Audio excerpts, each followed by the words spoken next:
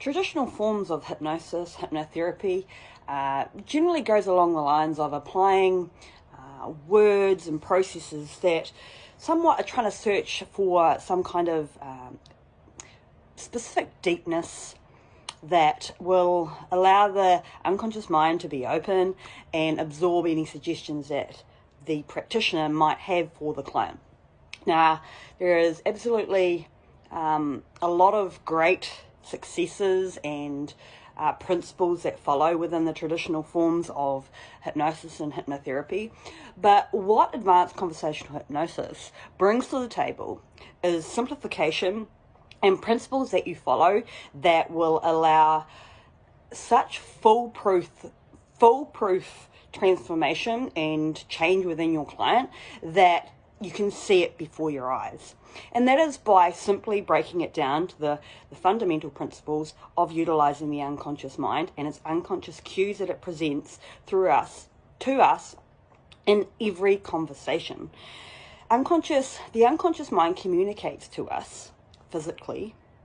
by all sorts of kinds of reactions, twitches, emotional responses, etc. And when we follow a conversation, we are able to identify these unconscious cues and responses that show up multiple times throughout our days, specifically in our conversations when we are being emotional and interactive. Then we are going to be able to eliminate the traditional theories around hypnosis and hypnotherapy about guiding your client into a state of hypnosis through specific methods and methodology by simply utilizing what the client presents to us and utilizing that to allow them to take themselves into whatever state that they need to, and you'll be able to identify this by the client's responses to create the change that is required. Now, we come into a problem, especially individuals within the realm of health and well-being who, let's say, for example, find themselves overeating, and they open a packet of biscuits and they, before they realize what has happened, they've eaten a whole packet of biscuits. Now, this is a really great example of how we naturally and organically go into a state of hypnosis. We head off into a place of trance. And the reason why these kind of episodes happen, specifically in the scenario where it's not necessarily working the best for the individual,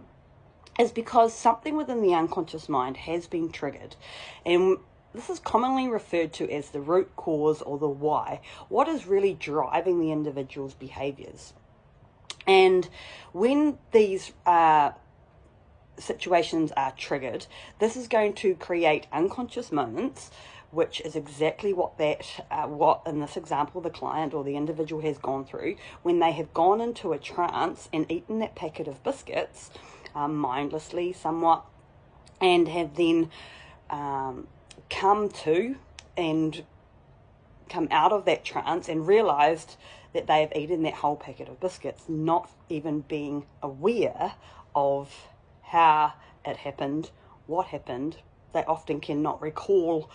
the biscuits that they have gone through, but the long-term effects of these continual behaviors is obviously going to create multiple negative consequences for the individual.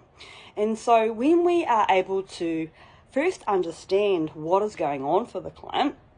in terms of how they are being triggered and they're taking themselves into a state of trance where they are conducting some behavior that is detrimental to what they may believe that they want, or what they do want, then we can then bring the client, when the client presents us with this problem, in this example, that is an unconscious moment that is being presented to us. So as a practitioner, we are able to utilize that, and understanding the principles of spotting unconscious moments, utilizing unconscious moments, growing unconscious moments and then utilizing the unconscious moments, we can then utilize those principles to create the change that we want. So when the client comes to us and may recall an incident where they have